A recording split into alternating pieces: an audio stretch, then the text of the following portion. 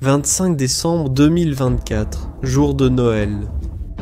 Un Embraer 190 de Azerbaijan Airlines s'écrase en flammes au Kazakhstan. 67 personnes à bord, 38 morts, y compris les 2 pilotes.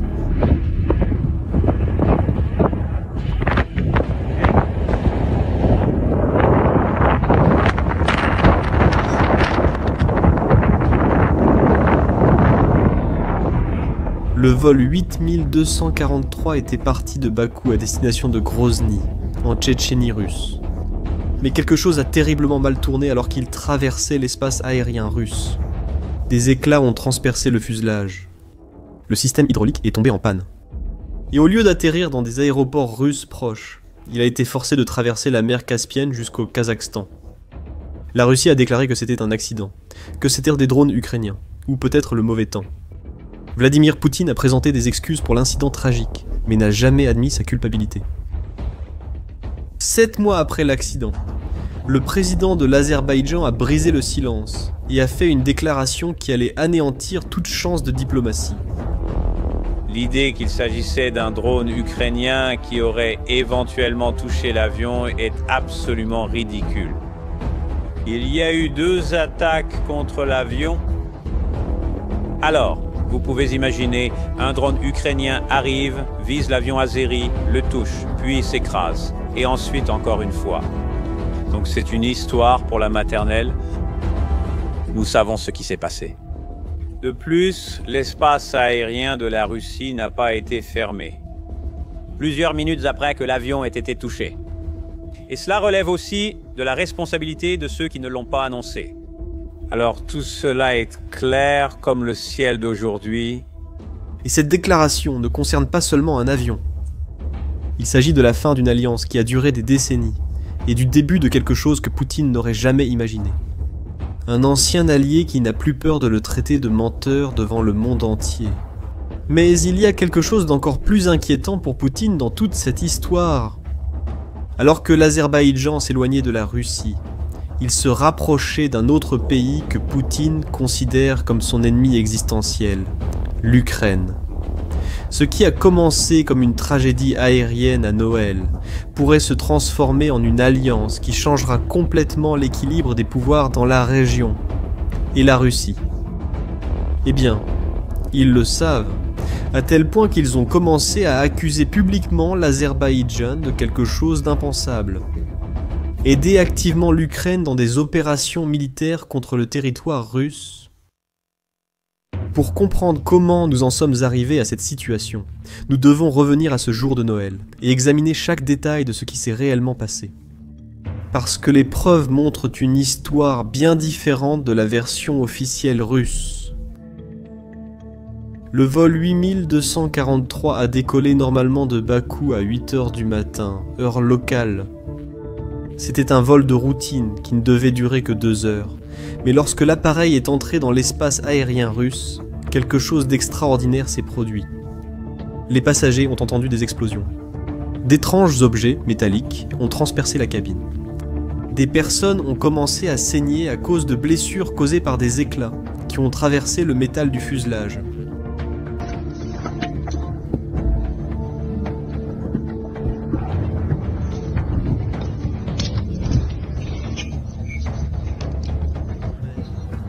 Voici quelque chose d'encore plus troublant. Le système de positionnement global de l'appareil a également été brouillé. Et ce n'est pas une coïncidence. C'est une tactique militaire très utilisée lors des opérations de défense aérienne. Et puis est venue la décision qui a tout révélé. Au lieu de diriger l'avion endommagé vers des aéroports russes proches, le contrôle du trafic aérien russe a ordonné à l'équipage de survoler la mer Caspienne jusqu'au Kazakhstan. Un trajet de plus de 400 km, avec un avion gravement endommagé et des systèmes hydrauliques en panne. Et dans ces moments-là, la première question qui vient à l'esprit est « Mais pourquoi ont-ils fait ça ? N'aurait-il pas été plus simple d'atterrir à proximité ?» Écoute, la réponse à cette question est à la fois simple et choquante. Prends un moment pour y réfléchir. Si l'avion s'était écrasé en mer pendant le trajet, comme c'était probablement l'intention, il aurait été presque impossible de récupérer des preuves. Les débris seraient restés au fond de la mer Caspienne et la vérité aurait coulé avec eux. Mais les pilotes azerbaïdjanais, grâce à une habileté et un courage extraordinaires, ont réussi à maintenir l'avion en vol assez longtemps pour atteindre la terre ferme. Et c'est là que la tentative de dissimulation de la Russie a commencé à s'effondrer.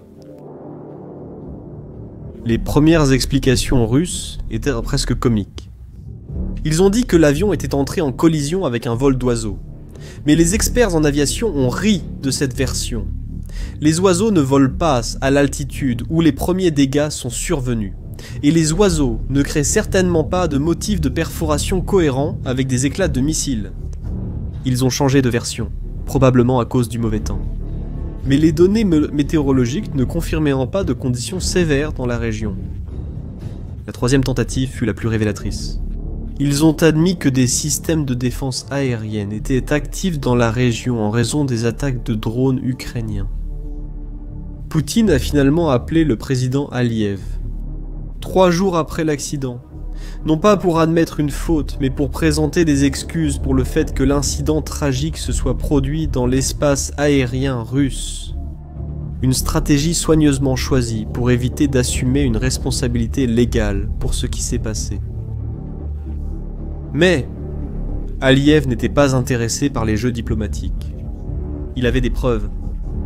De multiples trous dans le fuselage, des passagers blessés par des particules métalliques, des témoignages de survivants qui ont entendu des explosions. Tout indiquait une seule conclusion. Un missile russe de défense aérienne, probablement un système Panzer, avait touché un avion civil rempli de familles rentrant chez elles pour Noël. Et puis Aliyev a fait quelque chose d'impensable. Il a posé 3 exigences non négociables à la Russie. Ils devraient reconnaître officiellement leur culpabilité, punir les responsables et indemniser intégralement les victimes. Ce n'étaient pas des suggestions diplomatiques, c'était des ultimatums. La réaction de la Russie a été éloquente. Au lieu de collaborer, ils ont choisi de riposter et d'aggraver encore la situation. Et c'est là que la crise est devenue bien plus qu'un simple accident d'avion. Quelques mois après l'accident, quelque chose de terrible s'est produit à Yekaterinbourg, en Russie. Les forces de sécurité russes ont mené une opération violente dans une zone où vivaient des travailleurs migrants azerbaïdjanais. 2 frères, Ziadim et Rouzem Safarov, ont été arrêtés dans le cadre d'une enquête pour homicide. Mais ce qui s'est passé ensuite a choqué le monde. Les frères sont morts alors qu'ils étaient sous la garde de la police. La Russie a affirmé que l'un des décès était dû à une crise cardiaque. Mais les autorités azerbaïdjanaises ont vu cela d'une manière très différente. Un signe, un meurtre démonstratif, un message adressé à Bakou, indiquant que la Russie pouvait atteindre des citoyens azerbaïdjanais à l'intérieur de ses propres frontières quand elle le souhaitait. Et la réponse de l'Azerbaïdjan a été sans précédent. Le gouvernement a convoqué l'ambassadeur russe, annulé des événements culturels russes et ouvert une enquête criminelle pour torture et homicide. Mais le plus surprenant restait à venir. Le 30 juin, la police azerbaïdjanaise a fait une descente dans les bureaux de l'agence de presse russe Sputnik à Bakou. Ils ont arrêté le rédacteur en chef et le directeur. Et c'est alors qu'ils ont découvert quelque chose d'alarmant. L'enquête a révélé que le bureau servait de centre d'opération pour le service fédéral de sécurité russe, le service fédéral de sécurité. Cela a transformé un différend diplomatique en un affrontement d'espionnage. L'Azerbaïdjan avait publiquement exposé une opération de renseignement russe sur son territoire. C'était comme s'il faisait une déclaration de guerre de l'information. Mais Aliyev ne s'est pas arrêté là. Il a fait quelque chose qu'aucun pays n'avait jamais fait depuis l'ère soviétique. Il est devenu illégal pour les citoyens azerbaïdjanais de combattre pour la Russie ou pour le groupe Wagner. Cependant, il a laissé légal le fait de combattre pour l'Ukraine. Le message était très clair. Et c'est dans ce contexte enflammé que les accusations russes les plus explosives sont apparues. Les médias d'État russes ont commencé à diffuser une théorie du complot qui tentait de relier directement l'Azerbaïdjan à la guerre en Ukraine. Regardez ce qui a été diffusé à la télévision russe au sujet de l'Azerbaïdjan et de la fameuse opération Toile d'araignée, qui a coûté des milliards à la Russie. Nos services de renseignement ont découvert que les services spéciaux d'Azerbaïdjan, en utilisant leur diaspora en Russie, ont aidé les services spéciaux ukrainiens à mener l'opération de sabotage et de terrorisme Toile, qui visait à frapper l'aviation stratégique des forces aérospatiales russes. C'est ce que rapporte la chaîne Telegram Notes d'un vétéran. En citant ses sources au sein du renseignement, la diaspora azerbaïdjanaise aidait à assurer la logistique et le transport des cargaisons en utilisant ses opportunités commerciales et son infrastructure, ses marchés et ses entrepôts.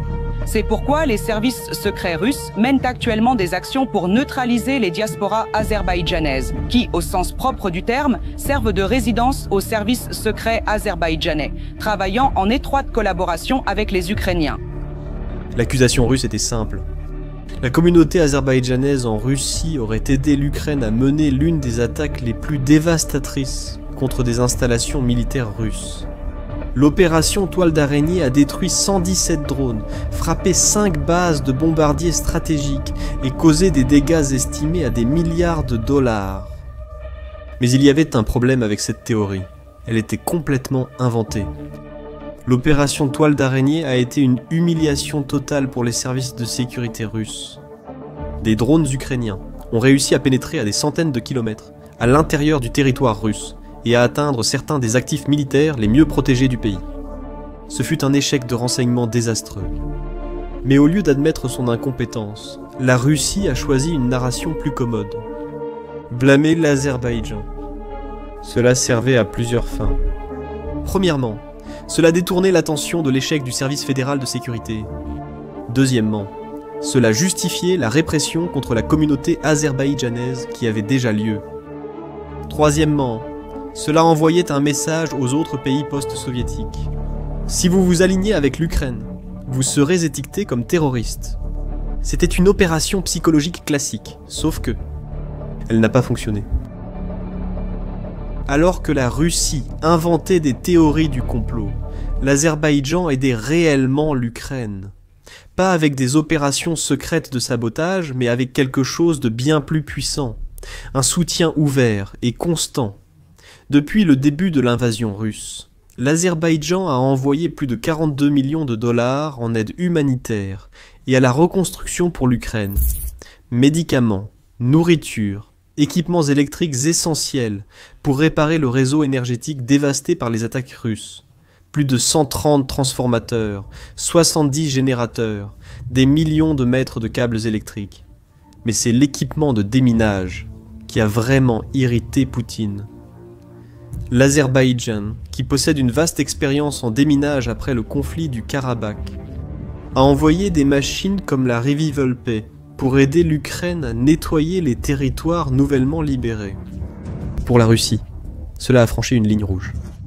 Mais ce que la Russie ne semble pas vraiment avoir compris dans toute cette histoire, c'est que l'Azerbaïdjan de 2025 n'est plus le même pays qu'il y a 3 ans. La dynamique du pouvoir dans la région avait fondamentalement changé. Et ce quelque chose porte un nom, le Haut-Karabakh. Le Haut-Karabakh est une région montagneuse au cœur de l'Azerbaïdjan qui a été occupée par l'Arménie depuis les années 90. Pendant 3 décennies, environ 20% du territoire azerbaïdjanais était sous contrôle arménien, avec plus de 700 000 personnes déplacées de leur foyer. Et pendant toutes ces années, la Russie utilisait ce conflit comme un moyen de contrôler l'Azerbaïdjan, fournissant des armes aux deux camps et maintenant un équilibre qui lui donnait le contrôle sur la politique étrangère de Bakou. Mais en septembre 2023, la situation a changé et l'Azerbaïdjan a atteint ce qu'il recherchait depuis 3 décennies, la reconquête totale du Haut-Karabakh. En seulement 24 heures, les forces azerbaïdjanaises ont éliminé la république séparatiste et réintégré le territoire. Et surtout, la Russie, qui maintenait des forces de maintien de la paix dans la région, n'a rien fait pour l'empêcher. Veux-tu savoir pourquoi cette victoire était si importante ?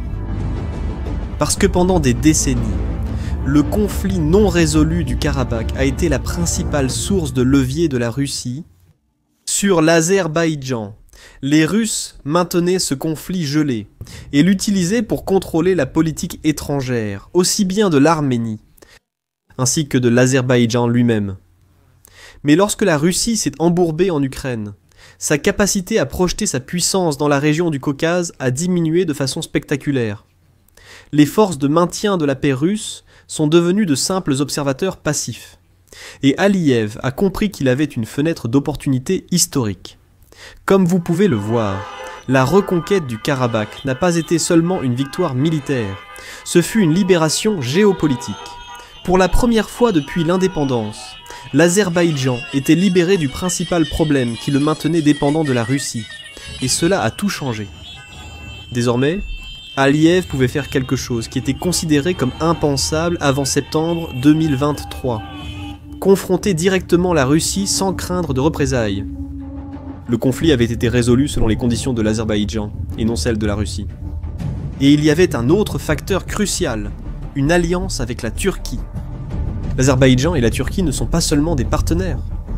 Ils ont un accord formel de défense mutuelle qui oblige les deux pays à se soutenir en utilisant tous les moyens possibles en cas d'attaque militaire. C'est effectivement une garantie de sécurité de l'OTAN, puisque la Turquie est membre de l'Alliance. Cela signifie que toute agression militaire russe contre l'Azerbaïdjan pourrait déclencher un affrontement direct avec l'OTAN. C'est un risque que Poutine, déjà submergé en Ukraine, ne peut se permettre de prendre. Mais ceux qui pensent que l'Azerbaïdjan ne faisait que se protéger militairement se trompent. Il construisait également une alternative économique qui menace directement les intérêts russes, le soi-disant corridor central. Il s'agit d'une nouvelle route commerciale qui relie la Chine à l'Europe, en passant par l'Asie centrale, traversant la mer Caspienne et poursuivant par l'Azerbaïdjan, la Géorgie et la Turquie. Le plus important, c'est que cette route contourne complètement le territoire russe, brisant le monopole de la Russie sur le commerce entre l'Asie et l'Europe. L'Azerbaïdjan se positionne désormais comme le centre de cette nouvelle route commerciale, modernisant ses ports et ses chemins de fer pour accueillir beaucoup plus de marchandises. Depuis le début de la guerre en Ukraine, le commerce qui passait auparavant par la Russie a massivement migré vers ce corridor azerbaïdjanais, en raison des sanctions. Pour Poutine, ce n'est pas seulement une perte économique, c'est une menace existentielle. L'Azerbaïdjan est littéralement en train de construire l'infrastructure pour devenir complètement indépendant de l'influence russe pour toujours. Et maintenant, les options de la Russie sont de plus en plus limitées. Poutine déplace des troupes vers la frontière azerbaïdjanaise et renforce la base militaire russe à Gyumri, en Arménie. Ce sont des gestes clairs d'intimidation. La vérité, c'est que la Russie n'a pas les ressources pour ouvrir un deuxième front important. Son armée est dégradée, surchargée et totalement concentrée sur l'Ukraine.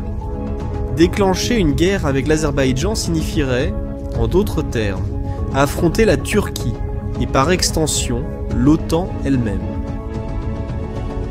Alors, Poutine a eu recours à ce qu'il fait toujours lorsqu'il ne peut pas utiliser la force militaire. Ce qu'ils appellent la pression hybride. Ils persécutent donc la communauté azerbaïdjanaise vivant en Russie, mènent une guerre de l'information, exercent une coercition économique et intimident à travers leurs alliés. Mais même cela a ses limites. L'Azerbaïdjan est le troisième plus grand partenaire commercial de la Russie, et un corridor crucial pour le commerce russe avec l'Iran et le Moyen-Orient. L'interdépendance économique empêche une rupture totale. Le résultat est une situation étrange, une hostilité contrôlée. Les deux pays savent qu'ils ne peuvent pas aggraver davantage la situation, mais ils ne parviennent pas non plus à revenir à ce qu'elle était auparavant. Et cela nous ramène à cette déclaration dévastatrice du président Aliyev. Lorsqu'il a qualifié les explications russes d'histoire pour la maternelle, il ne parlait pas seulement d'un avion. Il déclarait publiquement que l'Azerbaïdjan n'acceptait plus d'être traité de cette manière. C'était une forme de déclaration d'indépendance géopolitique. Et d'autres pays observaient tout cela. L'Arménie, se sentant trahie par l'incapacité de la Russie à la protéger au Karabakh, prend également ses propres mesures. Pour donner une idée, elle a gelé sa participation à l'organisation militaire dirigée par la Russie et approfondi ses liens avec l'Union européenne et les États-Unis. Au Kazakhstan, où l'avion azerbaïdjanais s'est écrasé, les autorités ont permis des enquêtes internationales indépendantes, signalant qu'elles ne sont pas disposées à couvrir les actions russes sur leur territoire. Même la Géorgie, historiquement prudente vis-à-vis de la Russie en raison des territoires occupés, observe comment l'Azerbaïdjan a réussi à affronter la Russie et à s'en sortir relativement indemne. Ce que nous voyons, c'est l'effondrement progressif de la sphère d'influence russe, non pas par la révolution ou la guerre, mais par le simple refus des anciens alliés d'accepter la subordination. Vladimir Poutine a construit son pouvoir sur la prémisse que les pays post-soviétiques n'avaient pas d'autre choix que d'accepter l'hégémonie russe, qu'ils pouvaient avoir une indépendance formelle, mais pas une indépendance réelle. Le cas de l'Azerbaïdjan prouve que cette prémisse est erronée. Maintenant, je veux connaître votre avis. Pensez-vous que l'alliance entre l'Ukraine et l'Azerbaïdjan peut réellement changer l'équilibre des pouvoirs dans la région ? Répondez dans les commentaires.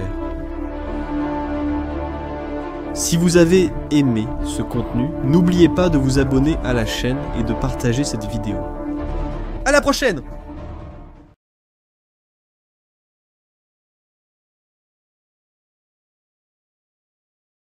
Sous-titres Adriana.